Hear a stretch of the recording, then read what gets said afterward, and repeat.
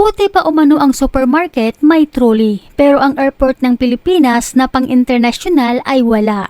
Ito ba daw anya ang tinatawag ngayon na bagong Pilipinas?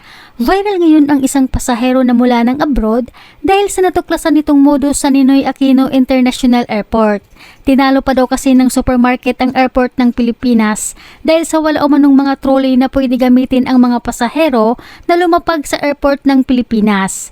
Dahil sa tinatago umano ang mga trolley sa CR. Sa post ni Kabayan, ani dito, kinawawa na talaga ang ordinaryong Pinoy. Lahat na lang ba kurakot? Balik yung sistema, pasingit ka, may lilitaw na trolley nakatago sa banyo. Dagdag pa sa post nito, pinag-charge pa umano siya ng 5,000 pesos dahil sa 4 kilogram na excess. Pero pagdating sa airport ng Pilipinas, walang trolley na magamit. Pasingit ka sa porter, may lilitaw na trolley. Ang galing ng bagong Pilipinas. Sa isang video, ipinakita nito sa publiko na walang mahagilap na trolley ang mga pasahero sa loob ng Ninoy Aquino International Airport.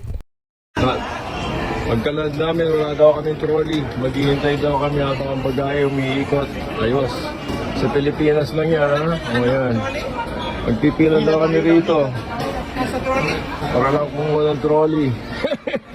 Kung masasabi mo, tay, maganda yung sistema, no? Pag-landing natin, wala tayong trolley, no? Oo, ayos. Ayan. Bagong Pilipinas. O yan, ayan, may bagong Pilipinas yan, magbabiral na yan dahil ipopost ko to. Para lang ma-aware ang gobyerno. Pagod po kami tapos maghihintay kami ng mga trolley at some pier sa amin. Diba? Wala daw po, wala. Maghintay daw po tayo. Pila tayo, galing ako doon, tinulungan naman ako. O kaya nga po. Ito po ipopost natin para po ma-okay sila lahat. O ayan, nagre-reklamo yung mga tao. Bagong Pilipinas, mabuhay! O ayan po, mabuhay ang trolley. Ito yung modus ngayon mga kababayan na kapag nagbigay ka ng pera, bibigyan ka ng trolley. Kaya huwag kayong pumayag sa ganitong sistema mga kababayan.